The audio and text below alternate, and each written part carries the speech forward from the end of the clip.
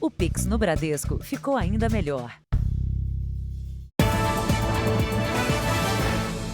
Olá, boa noite. Boa noite. Os casos de roubo aumentaram mais de 10% nos primeiros 9 meses do ano em São Paulo. E em algumas situações, as vítimas reagem à ação dos criminosos. Essa é uma atitude perigosa que vai na direção contrária à orientação da polícia. O homem saía de casa quando aconteceu a abordagem na região central de São Paulo. O registro mostra que ele já tinha se conformado em perder a moto, avaliada em R$70 mil. Por telefone, a vítima contou o que aconteceu. Encostou uma moto do lado, eu achei que até poderia ser um conhecido. E aí eu vi que eles estavam armados, estavam com 38. Mas ao perder o equilíbrio, o assaltante deixou a arma cair. O homem reagiu com rapidez e depois de lutar com o criminoso, pegou o revólver e disparou contra a perna do assaltante. Eu imaginei que se ele pegasse a arma e não conseguisse levar a moto, talvez ele com raiva atiraria em mim, né? O homem ainda deu 2 tiros em direção ao segundo assaltante, que fugiu. Ele manteve o ferido sob a mira até a chegada da polícia. Segundo dados da Secretaria de Segurança Pública, de janeiro a setembro deste ano, foram registrados mais de 209 mil roubos no estado de São Paulo, aumento de mais de 10% na comparação com o mesmo período de 2021. O Jornal da Record localizou uma mulher que já reagiu a 2 assaltos. No primeiro, para proteger uma bolsa onde estava metade de seu 13º salário. No segundo, por causa de um celular, desafiou a morte com uma arma apontada contra o peito. Fui empurrando ele e ele me empurrando e o cara da moto pega a bolsa e ele puxou minha bolsa, mas ele não levou porque eu fui andando. A mulher que reagiu e sobreviveu não mostra o rosto por medo. Ela disse que agiu por instinto e somente depois se deu conta do risco que correu. Aí eu desabei a chorar, Eu fui empurrando o cara com o revólver no meu peito. A polícia reforça a orientação de jamais reagir a um assalto. Frequentemente, os criminosos não agem sozinhos. Mesmo que você reaja e consiga dominar, sempre tem alguém que a gente fala na antena e pode te prejudicar. Então, é melhor ficar quieto, sereno, não fazer movimentos bruscos, certo? Entregar o bem e depois vamos atrás. Veja agora outros destaques do dia. Ministro Paulo Guedes nega fim de dedução nas despesas de saúde e educação no imposto de renda. Após encontro com o rei Charles III, Rishi Sunak toma posse no Reino Unido. Supremo confirma maior poder da Justiça Eleitoral para agir contra notícias consideradas falsas. E a 5 dias das eleições, o que fizeram os candidatos Jair Bolsonaro e Luiz Inácio Lula da Silva.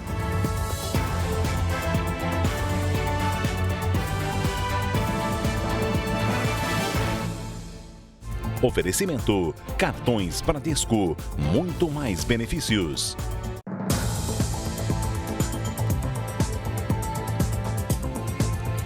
Uma mulher tomou uma atitude desesperada no Rio de Janeiro. Ela saltou do carro em movimento para escapar das agressões do ex-marido. Este ano, o Ministério da Mulher, da Família e dos Direitos Humanos já recebeu quase 12 mil denúncias.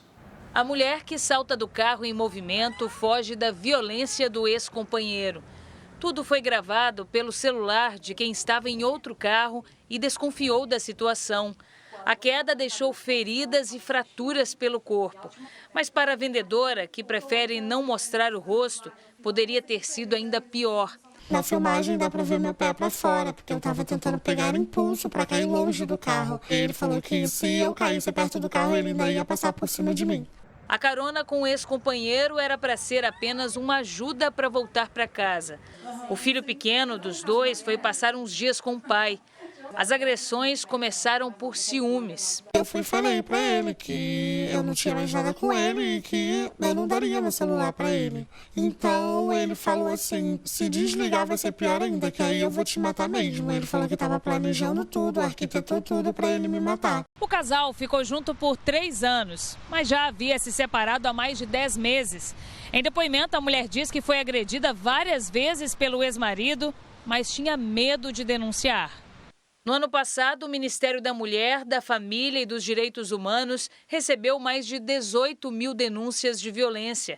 Esse ano, até agora, o número chega a quase 12 mil. Esses números revelam que há uma epidemia de violência. A gente tem outros indicadores que demonstram que muitas mulheres deixam de denunciar seus agressores, deixam de notificar a violência sofrida. A Justiça concedeu uma medida protetiva que impede o ex-marido de se aproximar ou tentar contato com a vítima, mesmo que seja para falar sobre o filho. A prisão do suspeito ainda não foi decretada.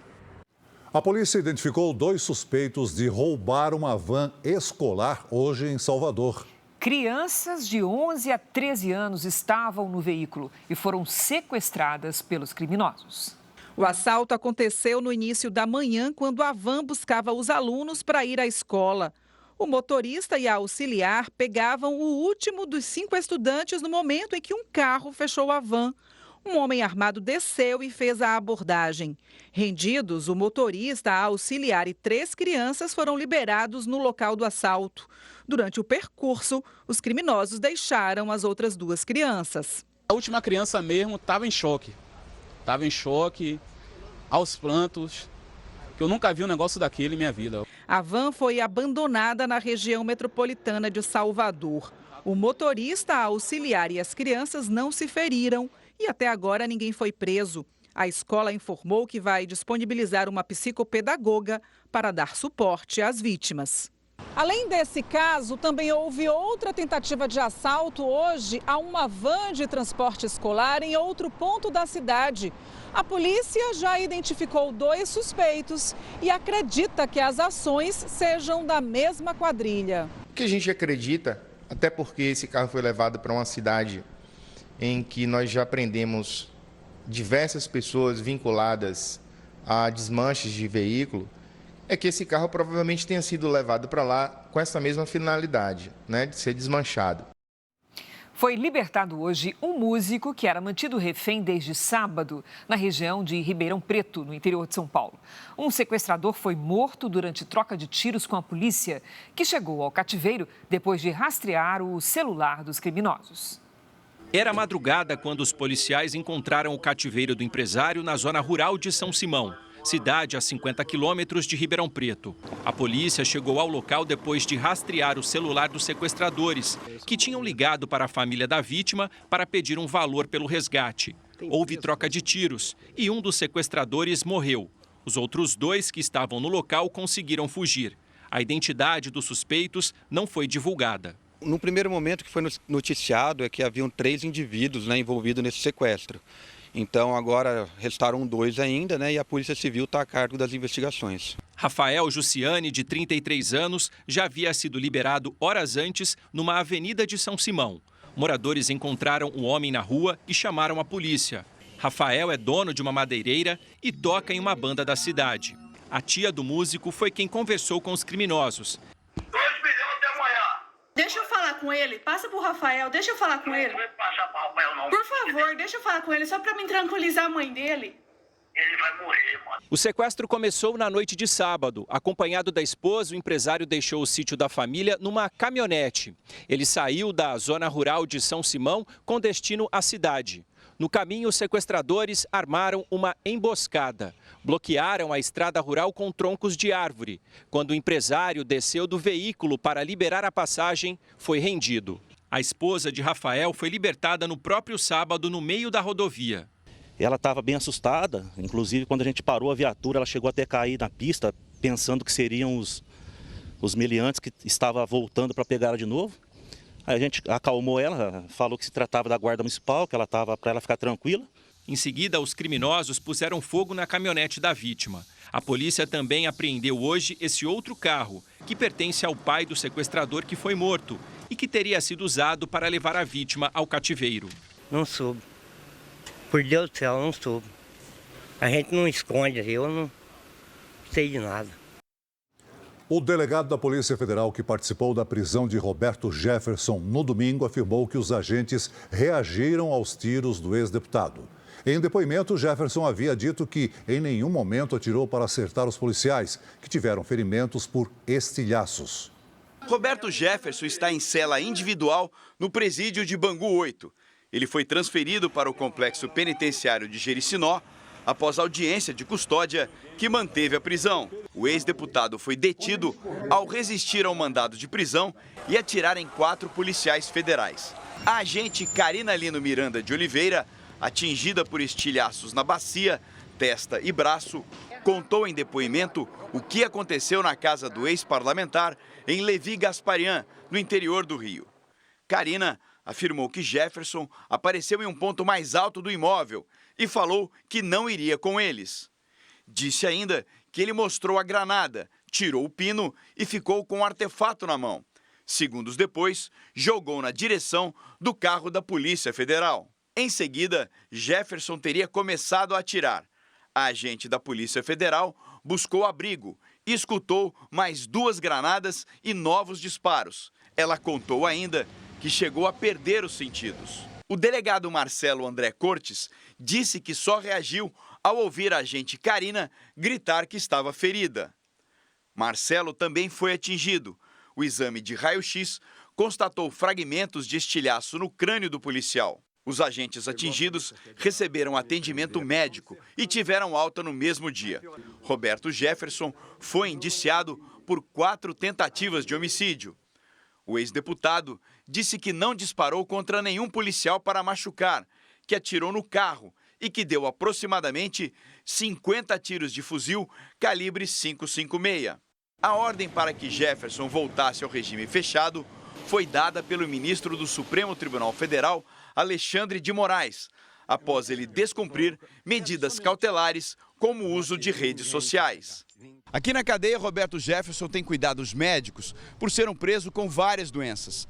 Tem histórico de diabetes, é hipertenso e já passou por um tratamento contra o câncer. A equipe médica da penitenciária é responsável por administrar os remédios que ele precisa tomar. A Polícia Federal também vai investigar o armamento e a munição apreendidos na casa de Roberto Jefferson. Ele não tinha autorização para a posse de armas no Rio de Janeiro. No noticiário internacional, o novo primeiro-ministro do Reino Unido, Rishi Sunak, tomou posse hoje, depois de um encontro com o rei Charles III. Ele vai precisar encarar problemas sérios, como a inflação de 10% ao ano. A curta temporada de Liz Truss no famoso número 10 da Downing Street terminou hoje com um breve discurso à nação. A ex-primeira-ministra defendeu o governo relâmpago que fez e se despediu dizendo que dias melhores virão. Na sequência, foi até o rei Charles III comunicar pessoalmente a sua saída. Rishi Sunak estava só esperando a antecessora formalizar a demissão para entrar em cena. Ele foi recebido por Charles no Palácio de Buckingham. A cerimônia é uma tradição que oficializa a posse do novo premier à frente do governo britânico. Foi a primeira vez que o rei Charles empossou um primeiro-ministro. Além das fotos oficiais, Sunak teve uma audiência a portas fechadas com o monarca. Em seguida, deixou o palácio direto para a sede do governo, onde realizou o primeiro discurso como premier. I will unite our country. Ele disse que admira a vontade que Liz Truss teve de querer fazer mudanças, mas afirmou que alguns erros foram cometidos, mesmo sem intenção. Como novo primeiro-ministro, Sunak falou que parte do trabalho será consertar o que foi feito até aqui e que trará de volta a confiança e estabilidade econômica. Filho de imigrantes indianos, Rishi Sunak é um dos homens mais ricos do Reino Unido e o premier mais jovem em 2 séculos. Aos 42 anos, o ex-ministro das Finanças e braço direito de Boris Johnson tem um grande desafio pela frente: tirar os britânicos da maior crise econômica dos últimos 40 anos. A taxa de inflação ultrapassou 10% no mês de setembro. A pandemia, o impacto da saída do Reino Unido da União Europeia e a guerra na Ucrânia são alguns dos fatores que colaboraram para o aumento da pobreza no país. Veja ainda hoje, Senado aprova a venda de vacina contra a Covid para a iniciativa privada. E também, mulher é baleada de raspão em tentativa de assalto na Grande São Paulo.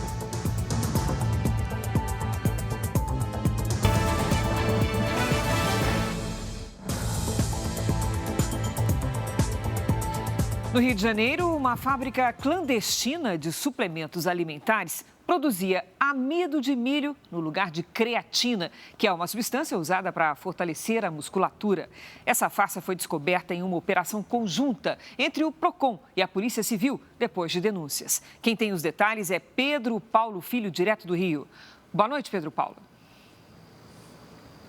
Pois é, Cris, uma boa noite para você, boa noite a todos. Olha, os agentes de fiscalização encontraram várias embalagens de 25 quilos de amido de milho com etiquetas sobrepostas às do fabricante original, identificando o produto como se fosse o suplemento alimentar. Tudo para enganar o consumidor. Além disso, mais de 3 toneladas de produtos feitos no próprio local estavam identificadas como se fossem importadas. E havia ainda produtos sem informações sobre a procedência, com validade vencida e também remarcada, ou seja, produtos vendidos sem condições para o consumo. A empresa, na zona oeste do Rio, foi fechada. Um funcionário, identificado como o responsável por essa fábrica, foi levado para a Delegacia do Consumidor para prestar esclarecimentos. Cris e Celso. Obrigada, Pedro Paulo. O IBGE divulgou nesta terça-feira o IPCA 15, que é a prévia da inflação para o mês de outubro. Depois de 2 meses com média dos preços em queda, agora houve uma pequena alta de 0,16%. No resultado acumulado de 12 meses, o índice desacelerou de quase 8% em setembro para 6,85% agora. Uma explosão em Melitopol, no sul da Ucrânia, deixou ao menos 5 pessoas feridas. Autoridades russas, que atualmente controlam a cidade, acusam a Ucrânia pelo ataque ao prédio. Já os ucranianos afirmam que estão avançando ao sul do país. O recuo das tropas de Moscou levou Vladimir Putin a pedir mais agilidade nas respostas e na fabricação de armamentos. Veja a seguir, sul do país tem alerta de temporais com ventos de até 70 quilômetros por hora. E ainda hoje, o dia de campanha dos candidatos Jair Bolsonaro e Luiz Inácio Lula da Silva, a 5 dias das eleições.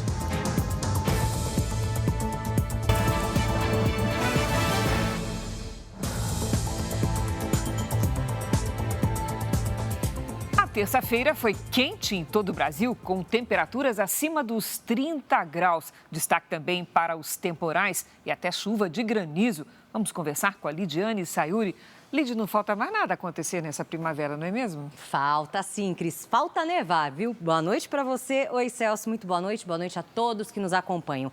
E isso pode acontecer na próxima semana. A primavera de 2022 pode ficar marcada na história caso se confirme a previsão de neve em novembro nas Serras Gaúcha e Catarinense. O fenômeno será registrado pela primeira vez nesta época. Nas imagens de satélite, vemos as nuvens concentradas no centro-norte do Brasil. E está chegando mais uma frente fria pelo sul do país. No Nordeste, a circulação de ventos em diferentes níveis da atmosfera mantém as nuvens de chuva. Nesta quarta-feira, tem alerta para temporais com ventania no Rio Grande do Sul, no Pará, Tocantins, Maranhão, Piauí e Bahia. Atenção, Salvador e sul baiano. Há riscos para alagamentos, deslizamentos de encostas e transbordamentos de rios. Nas áreas claras, o tempo fica firme.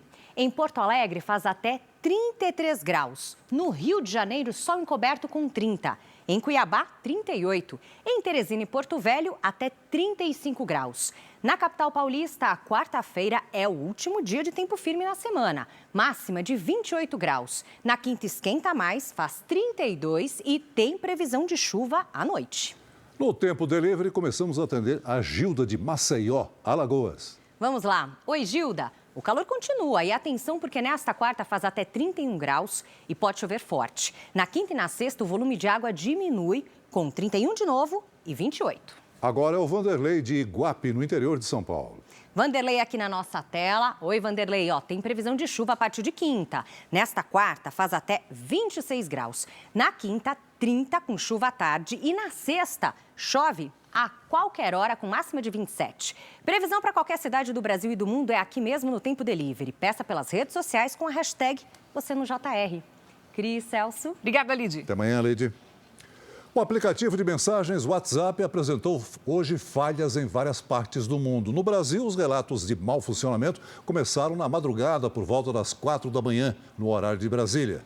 A empresa que controla o WhatsApp não informou o motivo da queda do aplicativo. 2 horas depois, já não havia mais sinais de instabilidade. Veja ainda hoje. Ministério da Economia diz que não haverá mudanças nas deduções do imposto de renda. E também o que fizeram os candidatos Jair Bolsonaro e Luiz Inácio Lula da Silva na reta final das eleições.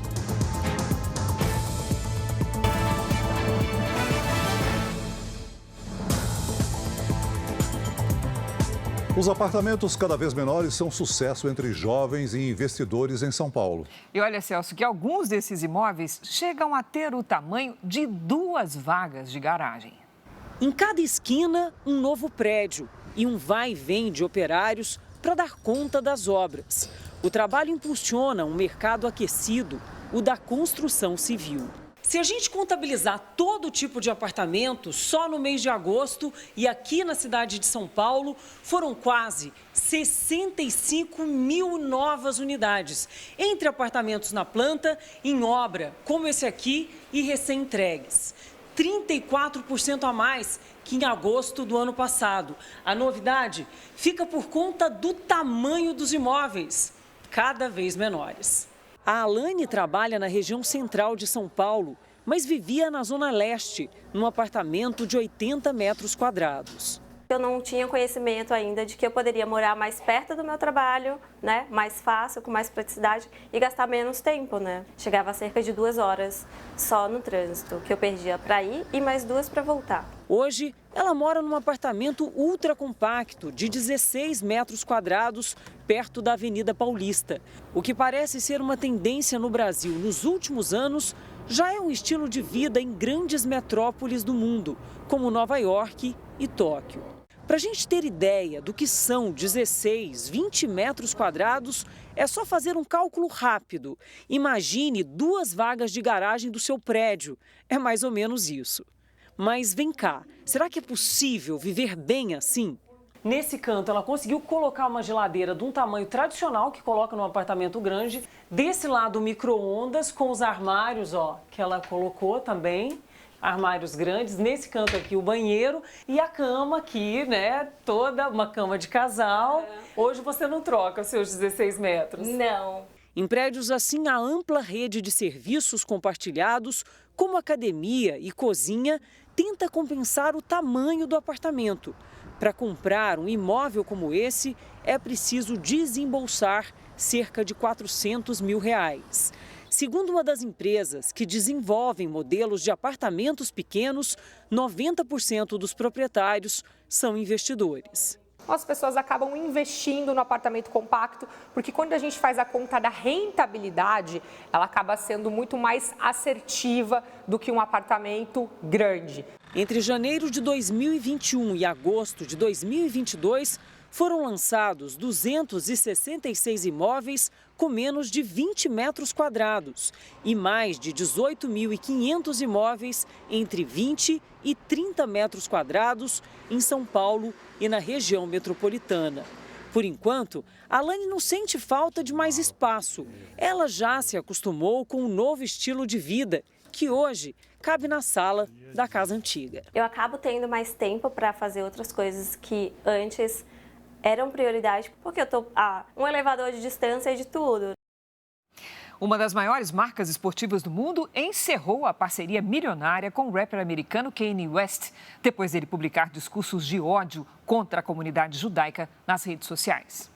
Em comunicado, a empresa disse não tolerar antissemitismo e nenhuma declaração que viole os valores da marca. Nas últimas semanas, Kanye West postou uma série de comentários que fizeram com que suas redes sociais fossem suspensas e deu a entender que atacaria pessoas da comunidade judaica. O rapper perdeu o status de bilionário após ter vários outros contratos suspensos por causa das recentes polêmicas. O Jornal da Record faz uma pausa para o horário eleitoral. Voltamos logo em seguida com mais JR.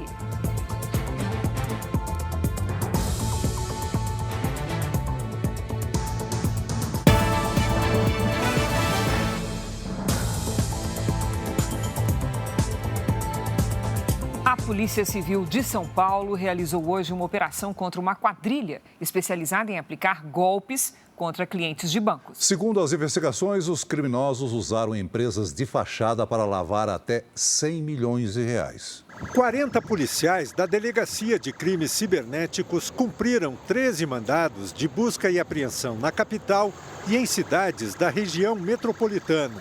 Um homem com passagem pela polícia por tráfico de drogas foi localizado em casa e levado para ser interrogado. 2 carros dele, no valor de R$200 mil cada, foram apreendidos. Um outro integrante da quadrilha foi encontrado à tarde. Ele gostava de ostentar uma vida de luxo. Os nomes dos suspeitos não foram divulgados. As investigações revelaram uma complexa rede de fraudes financeiras e lavagem de dinheiro. As movimentações dos criminosos, feitas através de empresas de fachada, segundo a polícia, atingiram cerca de 100 milhões de reais em menos de um ano. A polícia descobriu que a quadrilha atuava a partir de 4 núcleos. O primeiro fingia ser representante de bancos e ligava para as vítimas atrás de informações das contas. Conseguia dados pessoais e senhas. O segundo grupo invadia as contas e realizava transferências. O terceiro grupo inflava o faturamento de empresas de fachada. Para tentar dar aparência de dinheiro lícito para os valores retirados das contas bancárias, o lucro dessas empresas de fachada era operado por um quarto núcleo que comprava criptomoedas. A ideia era esconder a origem ilícita, já que é mais difícil rastrear a origem do investimento nessas moedas virtuais. Foram identificados os integrantes de todos os núcleos? Nós já identificamos de 3 núcleos. Falta o primeiro núcleo, que são os criminosos que se passam pelos funcionários do banco. Mas pela investigação inicial que nós temos, nós estimamos aproximadamente 20 pessoas nessa organização criminosa. Com a operação realizada hoje, a polícia acredita que este foi o fim da organização criminosa. Como foram apreendidos veículos e documentos e principalmente dispositivos eletrônicos que vão nos auxiliar a identificar os demais envolvidos, tudo indica que com isso eles sentiram golpe e não vão mais praticar esse tipo de crime. Um jovem aprovado no curso de engenharia da Universidade Federal de Ouro Preto, em Minas Gerais, ainda se recupera do trauma de entrar em coma por causa de um trote. Agora veja o absurdo, Celso. Segundo a polícia, os colegas teriam obrigado a vítima a tomar cachaça misturada com óleo, molho de soja e molho de pimenta. Quase 3 meses depois, o jovem ainda faz tratamento contra as sequelas. Foram 16 dias em coma. Agora, Ayrton convive com as sequelas no sistema nervoso depois de passar pelo trote violento. Esqueci de muita coisa, até um pouco recorrente também por causa das medicações fortes. Fico com um pouco de tremor. O jovem de 23 anos deixou o Maranhão para estudar engenharia na Universidade Federal de Ouro Preto. Ele morava em uma república, mas para garantir a permanência no local, foi obrigado a passar por testes promovidos pelos veteranos. Ayrton não se lembra de muita coisa nesse dia, mas, segundo a polícia, um dos testes teria sido tomar uma mistura de cachaça, óleo, molho de soja e molho de pimenta. Só lembro até quando eu cheguei, tomei dois copos americanos de 300 ml de cachaça, depois vários molhos. Aliás, os molhos foram só dirigidos a mim, só eu que tomei. Depois do balde da água, um lapso, assim, depois de uns 15 minutos, não lembro mais de nada. Esse tipo de trote, também chamado de batalha, é tradicional nas repúblicas das universidades da cidade. Segundo o secretário de Saúde de Ouro Preto, o uso de álcool em excesso associado a outras substâncias pode levar à intoxicação e problemas graves no organismo. podendo aí evoluir com uma pneumonia aspirativa, uma intubação, que aí é a proteção de via aérea, a pessoa vai ficar em coma induzido por um período em tratamento, às vezes antibióticos pesados por causa de aspiração. O caso foi em agosto, mas a universidade informou que só foi notificada oficialmente há um mês, que apura o caso e que presta assistência ao estudante. Segundo a instituição, o trote pode implicar em advertência, suspensão e até desligamento dos alunos envolvidos. A polícia também investiga o caso. Devido ao trauma sofrido, o estudante não pensa mais em seguir o curso em Minas Gerais. Eu voltaria para Ouro Preto só para visitar no máximo uma semana e mais para ficar, para morar, para estudar, eu não volto mais não. O plenário do Senado aprovou a medida provisória que libera a compra de vacinas contra a Covid-19 pela iniciativa privada sem a obrigação de repassar doses para o SUS. Nós vamos a Brasília com Alessandro Saturno, que tem todas as informações. Boa noite, Alessandro.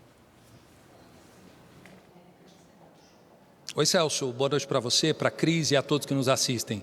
Bom, se essa medida não fosse votada hoje, ela perderia a validade. Essa foi uma votação simbólica. Agora, o texto segue para promulgação. Com essa aprovação, a partir de agora, fica dispensada a obrigatoriedade de doação de vacina pela iniciativa privada para o Sistema Único de Saúde. Essa doação ela foi uma condição imposta em 2021 para que o setor privado fosse autorizado a adquirir as vacinas. As clínicas e farmácias privadas já estão recebendo doses de vacinas que foram compradas este ano, mas ainda não estão repassando para o consumidor, porque aguardavam a aprovação da medida provisória. Essa MP já tinha passado pela Câmara dos Deputados e agora será promulgada. Cris, Celso. Obrigado, Alessandro. O Supremo Tribunal Federal manteve a norma que aumentou os poderes da Justiça Eleitoral no combate às notícias falsas. O repórter Luiz Fara Monteiro tem os detalhes. Boa noite, Fara. Boa noite, Cris. Boa noite, Celso. A maioria dos ministros confirmou o entendimento do Tribunal Superior Eleitoral e a nova resolução aumenta os poderes do TSE e permite também que os ministros derrubem publicações nas redes sociais em até 2 horas, sem a necessidade de consulta ao Ministério Público Eleitoral. O objetivo é combater as fake news durante o período eleitoral. As multas em caso de descumprimento da decisão podem variar de R$100 mil a R$150 mil. O TSE quer acelerar a retirada de conteúdo com desinformação aos eleitores. O julgamento no Supremo acontece depois que o Procurador-Geral da República, Augusto Aras, questionou as mudanças e recorreu ao STF. De acordo com Augusto Aras, a decisão do TSE limita a liberdade de expressão e promove a censura. No voto de hoje, o ministro Edson Fachin ressaltou que a Justiça Eleitoral fez valer seu legítimo poder de polícia sobre a propaganda eleitoral. Agora, sobre o argumento da PGR de que o prazo para mudanças na legislação terminou em março, Edson Fachin afirmou ser admissível que a Corte Eleitoral faça experiências para combater a desinformação. Cris e Celso. Obrigado, Fara. Ainda em Brasília, os advogados de campanha do presidente Jair Bolsonaro, do PL, acabaram de apresentar ao Tribunal Superior Eleitoral o que consideram informações detalhadas de que várias emissoras de rádio do país não veicularam de forma igualitária as propagandas do candidato à reeleição e favoreceram o candidato do PT, Luiz Inácio Lula da Silva. Essas informações foram exigidas ontem pelo presidente do TSE, ministro Alexandre de Moraes. Segundo integrantes da cúpula da campanha à reeleição do presidente Jair Bolsonaro, não há problema em fornecer informações detalhadas, cumprindo o prazo de 24 horas para a apresentação das provas, determinado pelo presidente do Tribunal Superior Eleitoral, Alexandre de Moraes. Segundo a campanha de Bolsonaro, relatórios produzidos por uma auditoria contratada apontaram uma exposição maior de Lula nas rádios, no período de 7 a 14 de outubro, principalmente na região Nordeste. No documento enviado ontem ao TSE, a campanha aponta a possibilidade de fraude eleitoral, com eventual caracterização de abuso dos meios de comunicação em emissoras de rádio a favor de Lula. Os advogados de Bolsonaro pedem a suspensão da propaganda da chapa do petista em todo o território nacional. O protocolo é eletrônico e, por isso, as provas podem ser enviadas ao TSE a qualquer hora. Na decisão, o ministro Alexandre de Moraes afirma que no documento enviado inicialmente ao tribunal não há documentos sérios sobre a denúncia. Na decisão em que cobrou documentos e elementos que comprovem o fato, Moraes afirmou que uma falsa acusação poderá ser encarada como crime eleitoral. O ministro acionou a Procuradoria-Geral Eleitoral para eventual instauração de inquérito caso as provas não sejam apresentadas. O Instituto Paraná Pesquisas divulgou hoje mais um levantamento de intenção de votos para a eleição presidencial. Os dois candidatos aparecem empatados dentro da margem de erro. A nova pesquisa mostra a oscilação para baixo de Luiz Inácio Lula da Silva e para cima de Jair Bolsonaro pela segunda vez seguida. Considerando apenas os votos válidos que excluem brancos e nulos, Lula, do PT, tinha 51,9% no primeiro levantamento feito em outubro. Caiu para 51,3% e agora aparece com 50,2%. Bolsonaro, do PL, tinha 48,1%, depois 48,7% e agora tem 49,8%. O Instituto Paraná Pesquisas ouviu 2.020 eleitores nos 26 estados e no Distrito Federal entre os dias 20 e 24 de outubro. O nível de confiança é de 95% e a margem de erro de 2,2 pontos percentuais para mais ou para menos.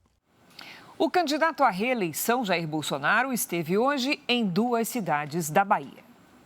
Jair Bolsonaro, candidato à reeleição pelo PL, chegou a Guanambi, município do sudoeste baiano, no início da tarde. O presidente seguiu do aeroporto ao centro da cidade em carro aberto, acompanhado por apoiadores. No comício, ele destacou os dados positivos da economia nos últimos meses, como as quedas nos preços dos combustíveis e na taxa de desemprego. Bolsonaro disse ainda que o Auxílio Brasil é melhor que o antigo Bolsa Família.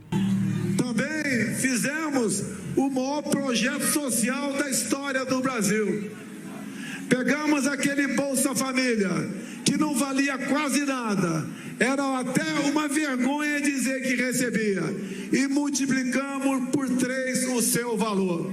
Sobre as acusações do ministro das Comunicações, Fábio Faria, de que a campanha à reeleição do presidente foi prejudicada na quantidade de inserções em rádios do Nordeste, na comparação com a campanha do PT, Jair Bolsonaro afirmou a jornalistas que não tem dúvidas sobre a fraude. O pessoal passou a noite toda trabalhando, pessoas altamente qualificadas, e segundo as informações que tive de manhã, é que está comprovada essa diferença de inserções enorme, em grande parte do Brasil. De Guanambi, Bolsonaro seguiu para Barreiras, no oeste baiano, considerado um polo do agronegócio. Na cidade, se reuniu com lideranças locais.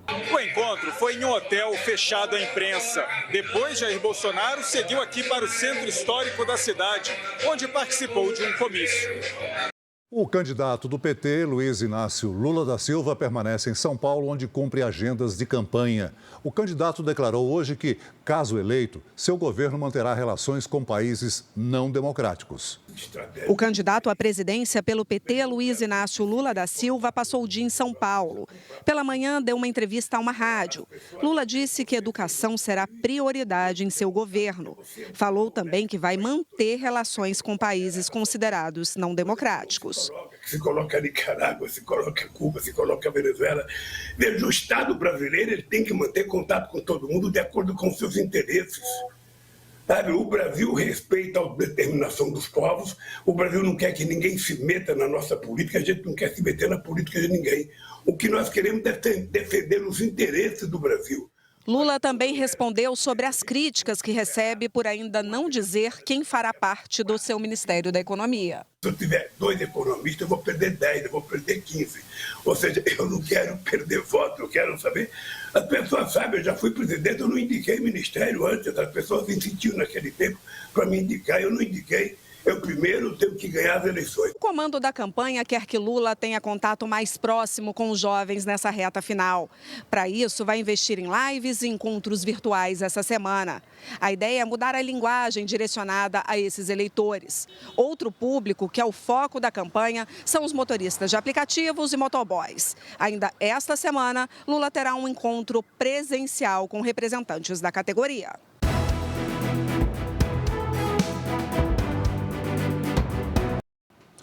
Agora o assunto é a crise sem fim na ditadura da Venezuela. Um dos problemas mais sérios do país é a distribuição de água.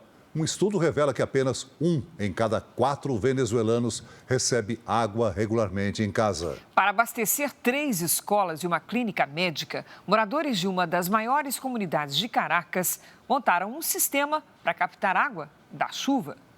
O racionamento faz parte do dia a dia da população da Venezuela há anos. Cansados de esperar por uma solução, moradores de uma das maiores comunidades da capital, Caracas, decidiram agir. Desde 2019, água não é mais um problema em pelo menos 3 escolas e no ambulatório médico. Tanques usados como reservatórios estão sempre cheios, graças a uma ideia antiga e simples: coletar água da chuva. Desde então, escolas nunca mais precisaram interromper as atividades, diz esta diretora. Laurêncio é o fundador do projeto chamado Lata d'Água. É dele a ideia de canalizar, filtrar e guardar com todo cuidado a água que cai do céu.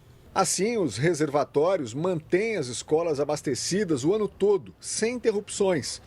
Milhares de alunos também são beneficiados com comida fresca que sai de hortas comunitárias, irrigadas pela mesma água dos tanques. Na Venezuela, além da escassez de chuva, o país também sofre com a precária infraestrutura de distribuição de água. Estima-se que apenas 25% da população tem abastecimento regular, segundo um estudo feito no ano passado. A situação se agravou a partir de 1999, com a chegada ao poder do ditador Hugo Chávez.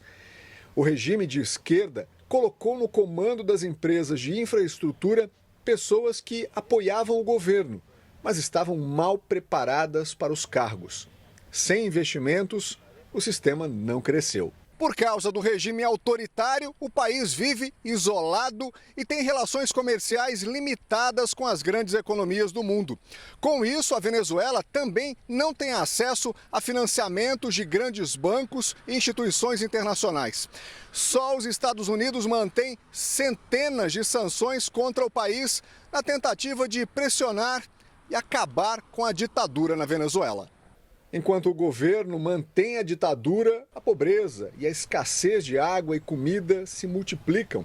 A última pesquisa nacional de condições de vida constatou que mais de 95% dos venezuelanos vivem na pobreza. De volta ao Brasil, os candidatos ao governo de São Paulo cumpriram a agenda na capital, região metropolitana e também no interior do estado. Tarcísio de Freitas começou o dia com uma entrevista para uma emissora de rádio em São Paulo.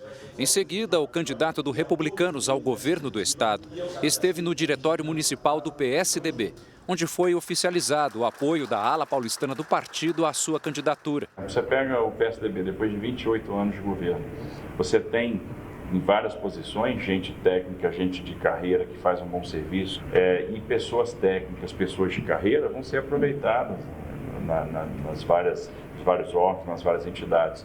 Na sequência, Tarcísio esteve em Osasco, na Grande São Paulo, e participou de uma carreata. Na região central da cidade, Tarcísio de Freitas fez um comício. O candidato falou aos eleitores sobre vários projetos, entre eles os de infraestrutura e os destinados aos jovens por meio da educação e da geração de empregos.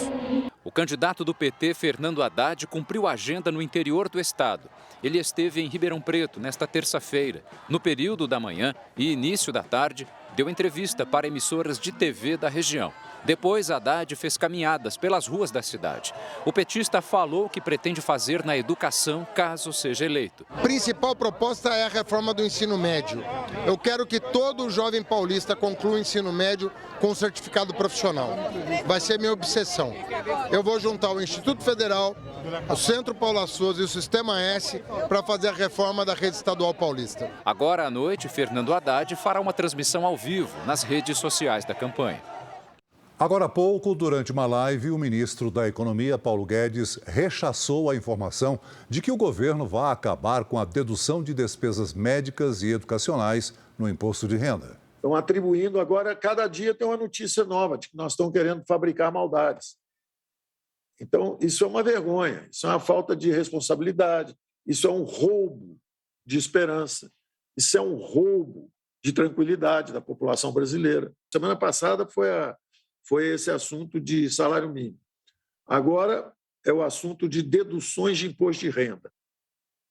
Ora, para criar desassossego na classe média brasileira. Todo mundo nos conhece.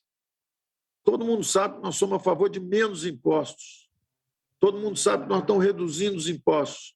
Todo mundo sabe que nós queremos uma classe média forte. Deixar claro também o seguinte: não vamos tirar as isenções da classe média para despesas com saúde e educação. Os candidatos ao governo do Rio Grande do Sul se encontraram hoje em um debate na sede da Record TV, em Porto Alegre.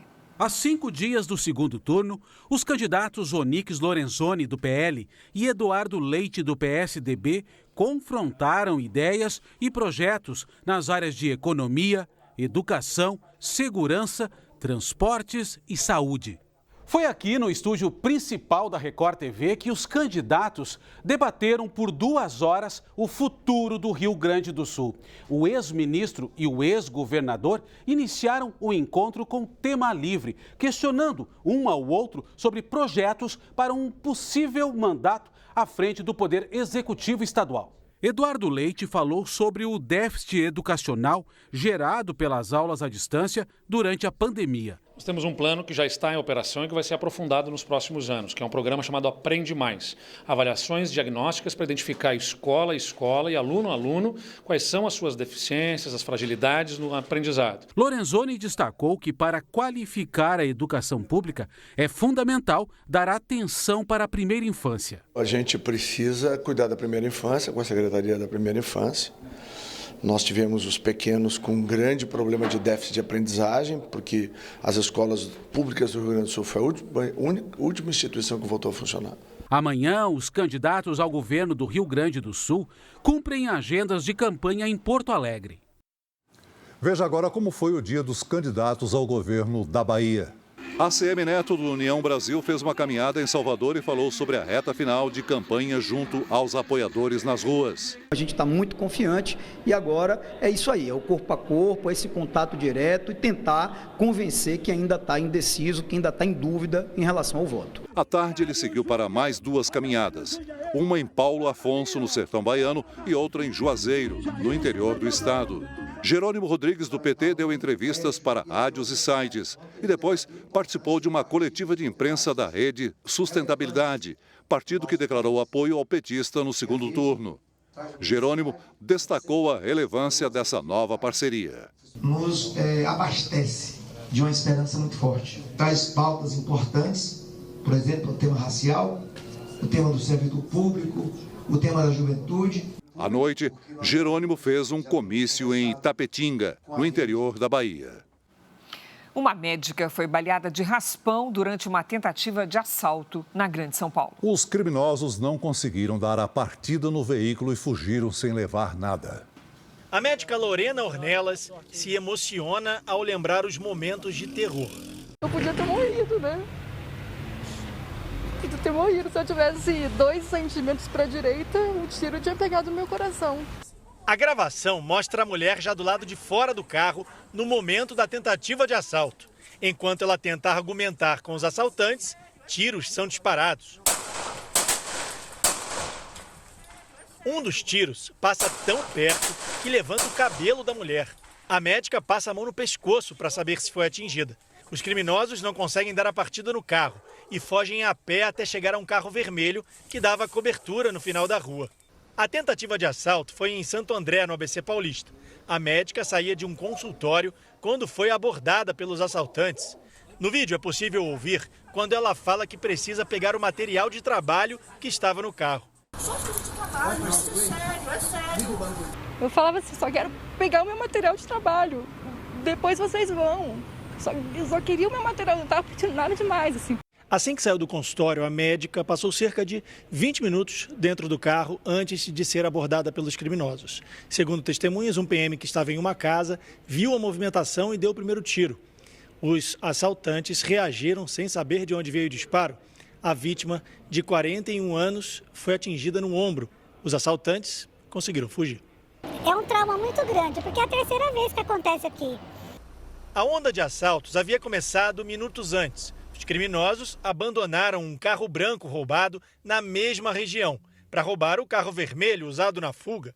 A polícia já identificou os assaltantes, que continuam foragidos. A polícia está fazendo o papel dela, está investigando, eles estão... vai dar certo. Segundo a Polícia Civil, em depoimento, o policial militar que atirou nos criminosos disse que estava dentro do consultório e que agiu ao ouvir a vítima ser ameaçada de morte. A Secretaria de Segurança Pública declara que apura as circunstâncias dos disparos. O Jornal da Record de hoje termina aqui. Esta edição na íntegra e também a nossa versão em podcast estão no Play Plus e em todas as nossas plataformas digitais. E à 00:30 tem mais Jornal da Record. Fique agora com Reis. Logo após Amor Sem Igual, tem a formação da roça. Ao vivo, em A Fazenda. Ótima noite para você. Boa noite.